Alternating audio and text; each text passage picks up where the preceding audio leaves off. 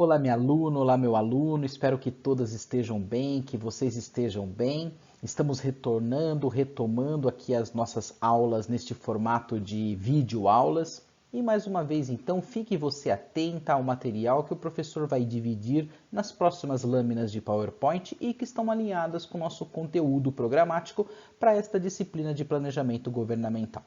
Mais uma vez, peço licença a você, vou desligar a câmera para que então, quando você de fato tiver a oportunidade de ver este link, que não fique muito pesado este vídeo. Muito obrigado por enquanto. Muito bem, minha aluna, muito bem, meu aluno. Esta é a temática de nossa aula de hoje. Falaremos então de planejamento regional. Aqui vocês acompanham exatamente a região metropolitana aqui da cidade de São Paulo. E quando a gente fala do planejamento regional, nós estamos estudando o que, minha aluna? Estamos estudando o quê? Estamos estudando de fato aqueles projetos que vão possibilitar nada mais, nada menos de ordenar o quê? O crescimento das cidades, o crescimento dos subúrbios e o crescimento inclusive de uma própria região rural. E qual que é o objetivo, minha aluna e meu aluno, de estudar planejamento regional? De fato, é exatamente planejar, ou seja, construir espaços que vão o quê? Vão minimizar os problemas. Vão minimizar esses problemas decorrentes do quê? Decorrentes da própria urbanização. E aí a gente fala de poluição, fala de engarrafamento e outros itens que irei abordar com vocês na sequência. Muito bem, minha aluna, meu aluno, falar de planejamento regional é entender exatamente as especificidades dos 5.570 municípios e suas realidades, ou seja, as suas especificidades, as suas características comuns, e que estão divididos naqueles em que nós temos territórios mais rurais, ou então pertinentes a cidades médias, não deixando de elencar aqueles que estão incutidos em micro-regiões tão importantes para o desenvolvimento econômico de um dado estado. Não deixando de enaltecer as próprias capitais, a sua população, os seus problemas, as suas características e, é claro, estas capitais que hoje fazem parte de grandes regiões metropolitanas, onde cidades então limítrofes dividem também das mesmas problemáticas. Muito bem, minha aluna, muito bem, meu aluno, estamos partindo de um prisma, de um planejamento local para um planejamento regional e quais as características que levam então o gestor público a pensar exatamente na construção deste planejamento de forma regional. Primeiro eu quero enaltecer com você, minha aluna, meu aluno, que você acompanha onde eu estou colocando aqui o número 1, da existência de problemas públicos cuja solução não se limita única e exclusivamente ao escopo da atuação de governos municipais. Isto, de fato, está ocorrendo neste momento da pandemia. Veja quantos munícipes de outras cidades que fazem limítrofe com a cidade de São Paulo vêm se vacinar aqui e também a recíproca é verdadeira. Ou seja, nós temos então uma característica efetiva de um problema regional. E isto de fato configura exatamente este número 2 que eu estou aqui alimentando para você neste momento. Então nós temos demanda por soluções que sejam então regionalizadas. E aí, por exemplo, trago para vocês os problemas inerentes à região metropolitana da cidade de São Paulo. N problemas dos quais nós conhecemos, desde a característica de habitação, desde a característica de periferia, não obstante a situação de saúde neste momento pandêmico, ou seja, N problemas que de fato estão linkados a uma situação regional. Aqui no número 3, onde nós enaltecemos exatamente esta necessidade acerca deste planejamento regional, vale a pena falar também da agenda contemporânea, de uma agenda mais moderna, voltada para as ODS, ou seja, para os Objetivos de Desenvolvimento Sustentável. E vale a pena colocar aqui o item número 11, da qual eu vou falar na sequência, em uma destas nossas lâminas de PowerPoint, enaltecendo exatamente o papel das cidades. E por fim, minha aluna, e por fim, meu aluno, por que realizar planejamento de forma regional? Porque há desafios. Porque esses caminhos de integração de políticas públicas em escala regional ou metropolitana demandam efetivamente gente gabaritada, gente preparada, para que de fato possa atuar em resolver estes problemas e atender exatamente a comunidade. para que possamos entender a efetividade do planejamento regional, é importante nós nos depararmos com a rede urbana brasileira, já que, de acordo com o IBGE, esta rede urbana brasileira ela é dividida em 4 tipos de centros, daí que a gente entende esta característica regional. E é claro que esta divisão, de acordo com estes tipos de centro, ela tem de fato, está de acordo com a abrangência desta rede urbana, não deixando de enaltecer as características de população e também de relacionamentos. Então, ou seja, este número de vezes que a cidade foi citada como sendo então destino efetivo destes deslocamentos interurbanos. E aí nós temos algo muito interessante que é o REGIC. O que é o REGIC, minha aluna? O que é o REGIC, meu aluno? Refere-se às regiões de influência das cidades. Isto é uma publicação do nosso Instituto Nacional de Geografia e Estatística e que, de fato, tem como objetivo estudar o quê? Essa hierarquia nesta rede urbana brasileira. Com qual objetivo? Com qual propósito? Com qual fundamentação? Baseado, então, neste fluxo de informações acerca de produtos e acerca de serviços. Já que estamos falando exatamente desta divisão em 4 tipos de centros, o primeiro que nós identificamos é exatamente o das metrópoles. O que confere então o das metrópoles? Aqui na nossa nação nós temos então esta composição por 12 principais centros urbanos. E a principal característica que evidencia exatamente esta grande área denominada metrópole é exatamente a sua extensão territorial e, é claro, a sua própria influência direta. E vale dizer que esta característica de divisão desta grande área de metrópole, ela tem uma subdivisão. E esta subdivisão ela está então alocada em 3 níveis. O número 1, pessoal, que eu coloco aqui para vocês, para que vocês então possam acompanhar, é a grande metrópole nacional. Quando a gente fala de grande metrópole nacional, ela é composta apenas por São Paulo. Por quê? Porque é de fato o principal centro urbano da nossa nação.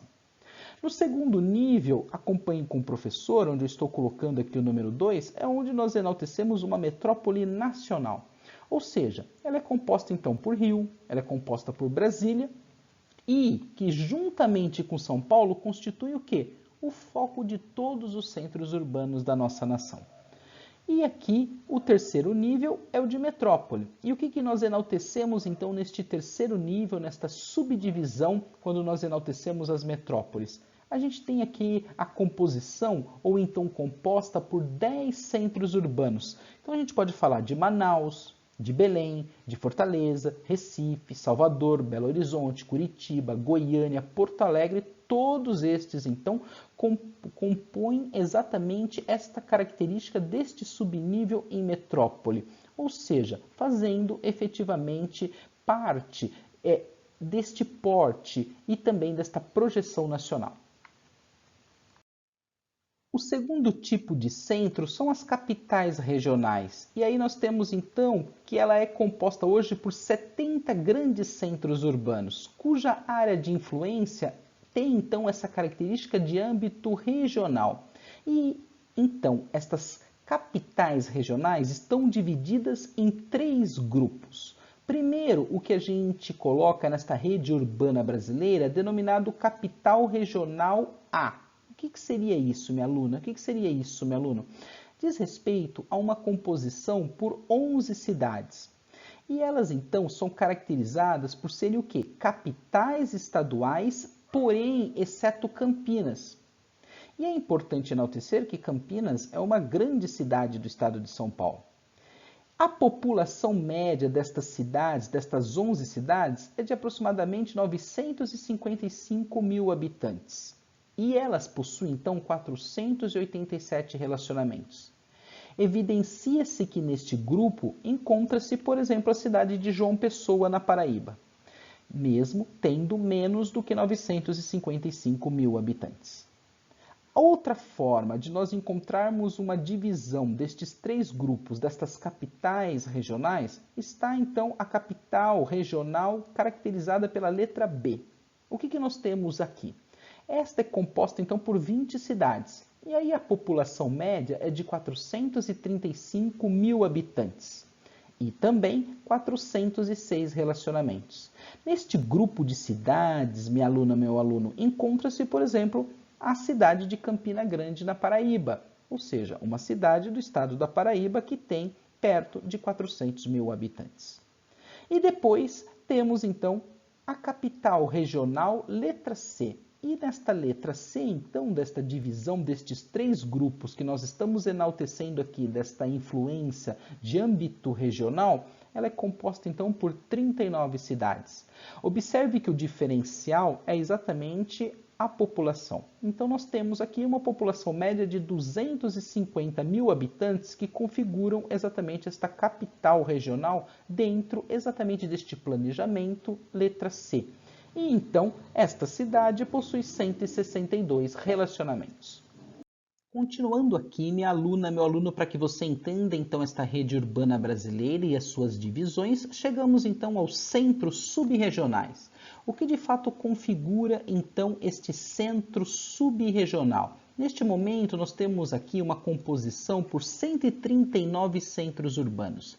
E é importante que, de fato, esses 139 centros urbanos estão caracterizados no que se diz respeito a atividades de gestão de baixa complexidade. E estes relacionamentos com cidades externas, a sua rede urbana, eles vão se resumir única e exclusivamente a estas principais metrópoles. É importante enaltecer que nestes centros subregionais, a maior parte destes centros urbanos se localizam nas áreas de maior ocupação nas regiões Nordeste e também no Centro-Sul, e naquelas áreas de menor ocupação, onde nós temos as regiões Norte e o Centro-Oeste.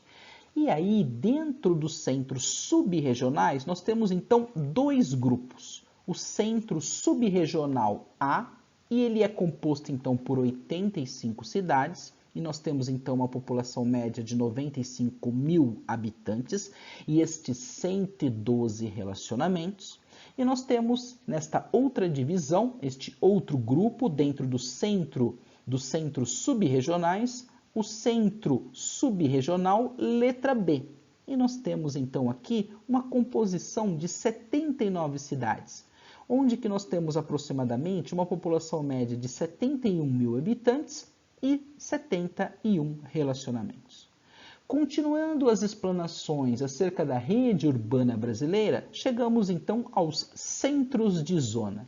E aí então, nesta configuração, a gente tem 556 cidades de pequeno porte. E o que nós encontramos aqui?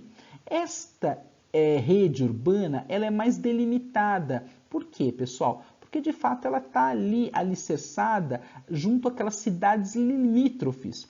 E estas atividades de gestão, elas são muito elementares para que de fato a cidade então possa continuar com as suas atividades. Os centros de zona também são divididos em dois grupos. Então nós temos o centro de zona A, e destes 556 municípios, nós temos 192 cidades no centro de zona A. Por quê? Porque a população média é de 45 mil habitantes e então possui aproximadamente 49 relacionamentos. E o centro de zona B, como você acompanha comigo aqui, minha aluna, como você vê aqui comigo, meu aluno, ela é composta então por 364 cidades, com uma população média então de 23 mil habitantes e possui aproximadamente 16 relacionamentos nessa rede urbana brasileira. Para que nós então fechemos esta análise da rede urbana, o que é importante? Além de todos estes centros, estas divisões das quais o professor falou, ainda nós temos os centros locais, minha aluna e meu aluno. Nos centros locais, nós temos o restante daqueles municípios, ou seja, daquilo que eu falei lá atrás para vocês, de mais de 5.500, nós temos aqui o restante dos 4.473 municípios brasileiros, onde a gente vai ter aí uma população média inferior a 10 mil habitantes. E aí é importante enaltecer que a importância das atividades intraurbanas são limitadas ao próprio município, ou seja, São cidades que não possuem influência nas outras cidades. Há poucos instantes, minha aluna e meu aluno, enalteci para vocês acerca desta importância do planejamento regional e o porquê se realizar planejamento regional, e vale a pena nós falarmos então de uma agenda mais contemporânea voltada então às ODS, ou seja, então os Objetivos Globais para o Desenvolvimento Sustentável. Como todas e todos sabem, de fato estamos falando do que, minha aluna, do que, meu aluno? Daquela coleção de 11 metas globais. E aquelas metas que de fato foram estabelecidas naquela Assembleia Geral das Nações Unidas. Então é muito importante que de fato a gente está falando do que? Da transformação do nosso mundo. Ou seja, uma agenda então que de fato permeia as características do desenvolvimento sustentável. E vamos falar especificamente da agenda urbana para 2030. Então estas metas, elas são muito amplas, elas são muito interdependentes. Só que aí, minha aluna, meu aluno, cada uma tem uma lista separada de metas e devem ser alcançadas. E eu vou falar para vocês exatamente da meta número 11, do objetivo número 11, que ele tem tudo a ver com as cidades, tem tudo a ver com as comunidades. Então preste atenção que nas próximas lâminas de PowerPoint irei falar então do planejamento regional voltado exatamente à agenda, ao item número 11 do que nós falamos da Agenda 2030.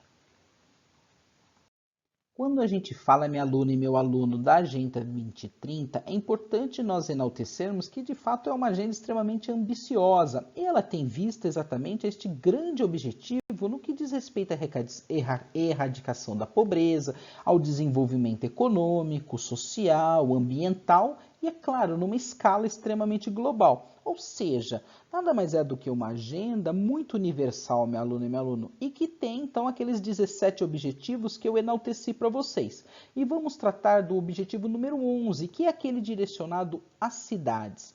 Então, observe com o professor, no item 11.1, o que nós temos? Até 2030, garantir o quê? O acesso de todos à habitação segura, adequada e a preço acessível, e aos serviços básicos e urbanizar também as favelas. É uma meta, é um desafio regional de um planejamento muito interessante.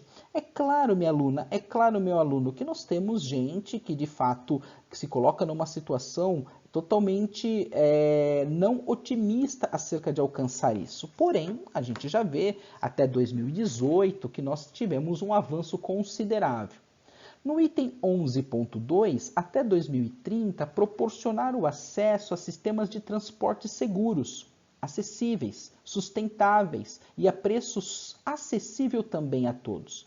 Melhorando o quê? A segurança rodoviária através do meio da expansão dos transportes públicos. Com especial atenção ao que, minha aluna e meu aluno? A essas necessidades das pessoas em situação de vulnerabilidade. Olha o desafio. Mulheres, crianças, pessoas com deficiência e idosos. Então a gente já encontra em especial alguma coisa no que se diz respeito ao meio de transporte aí, e com menos emissão de gases de efeito estufa. Alguma coisa nós já evoluímos dentro disso. Até 2030, acompanhe com o professor aqui no item 11.3. Aumentar a urbanização inclusiva e sustentável. E as próprias capacidades, meu aluno, para quê? Para o planejamento e gestão de assentamentos humanos mais participativos. A gente vai tratar deste tema tão logo, de forma integrada, de forma sustentável em todos os países. E o item 11.4 reflete a ideia de fortalecer esses esforços para proteger e também salvaguardar o quê? O patrimônio cultural e natural de todo o mundo. Acompanhem com o professor, minha aluna, meu aluno, o que ainda temos dentro do item da ODS número 11 que reflete então características voltadas às cidades. Então estamos no item 11.5 e observe o que se fala desta Agenda 2030. Até 2030, então, minha aluna, meu aluno, estamos próximos, hein? Observe, reduzir o que? Significativamente o número de mortes e o número de pessoas afetadas através do que? De catástrofes e também de substancialmente diminuir estas perdas econômicas diretas que são causadas por quê, pessoal? Através exatamente destas catástrofes. Em relação ao quê? Ao PIB, ao Produto Interno Bruto Global. E aí incluindo o quê? Estes desastres relacionados à água, com foco em qual situação? Proteger então os pobres e as pessoas em situação de vulnerabilidade. Já no item 11.6, esta agenda permite-nos pensar o seguinte: reduzir o impacto ambiental negativo per capita das cidades, incluindo o quê? Inclusive o quê, pessoal? Prestando especial atenção à própria qualidade do ar, gestão de resíduos municipais e outros. Olha o desafio para uma cidade tão grande, para uma cidade imensa, para uma cidade cheia de problemas como é a nossa, a cidade de São Paulo e a nossa região metropolitana, já que estamos falando, obviamente, deste planejamento num contexto regional. E então, por fim, no item 11.7, da qual ele abre, a gente tem também, até 2030, proporcionar este acesso universal a espaços públicos seguros, inclusivos, acessíveis, verdes, particularmente para as mulheres, para as crianças, para as pessoas idosas e para as pessoas com deficiência. Então, que nós tenhamos mais parques, que nós tenhamos mais estas áreas verdes, que nós tenhamos mais estes espaços públicos seguros e que, de fato, sejam extremamente inclusivos para toda a sociedade. Minha aluna, meu aluno, concluindo a nossa aula de hoje, é importante nós elencarmos outros assuntos, outros temas correlatos quando abordamos de fato o planejamento regional. Há pouco falamos exatamente desta característica inerente à sustentabilidade urbana, em especial ao item 11 falado aqui da ODS. Mas é importante também nós enaltecermos um tema extremamente relevante e contemporâneo e que reflete essa característica regional quando nós mencionamos as cidades inteligentes. E o que são estas cidades inteligentes? De fato, são aquelas, minha aluna, que vão otimizar o quê? Aquela utilização de recursos no intuito do quê? De servir melhor o cidadão, de servir melhor a cidadã. E isso vale, isso é importante para quê? No que se diz respeito a servir melhor o cidadão e a cidadã? Quando a gente fala de mobilidade, quando a gente fala de energia, isso de fato para qualquer tipo de serviço que é necessário à vida das pessoas. Então hoje essa temática das cidades inteligentes é muito pertinente e de fato estas cidades inteligentes elas são diferentes entre si. Por quê? Cada lugar tem necessidades, cada lugar tem especificidades muito únicas, né? Então, ou seja, não é preciso que uma cidade tenha exatamente essa característica para ser considerada inteligente quando ela fala dessa otimização toda, né? A gente pode colocar muitos exemplos que de fato a gente pode considerar fatores essenciais que são voltados às cidades inteligentes, como essa característica da melhor qualidade de vida para o cidadão, quando ela de fato se relaciona melhor com as universidades, com as empresas, com as ONGs, e é claro, tudo isso construído com base em muito planejamento. E também, pessoal, a própria ideia destas cidades médias e destes agrupamentos urbanos também. E não esquecendo de enaltecer a preocupação com as periferias urbanas. Muito bem, minha aluna, muito bem, meu aluno, chegamos ao fim de mais uma videoaula onde enaltecemos, onde aqui dividimos a temática do planejamento regional, muito importante, porque de fato este planejamento regional, ele vai permitir exatamente aplicar todos esses projetos, aquilo que eu falei para vocês lá atrás, neste intuito, no que se diz respeito a ordenar o quê? O próprio crescimento das cidades, o próprio crescimento das periferias, o próprio crescimento das regiões. E tendo como principal meta, como principal objetivo, planejar e construir espaços que de fato possam o quê? Minimizar estes problemas decorrentes no que se diz respeito, minha aluna, meu aluno, destes processos de urbanização que a gente encontra, como a poluição ou então como situações de engarrafamento e que a gente identificou dentro da Agenda 2030. Meu muito obrigado e até a nossa próxima videoaula.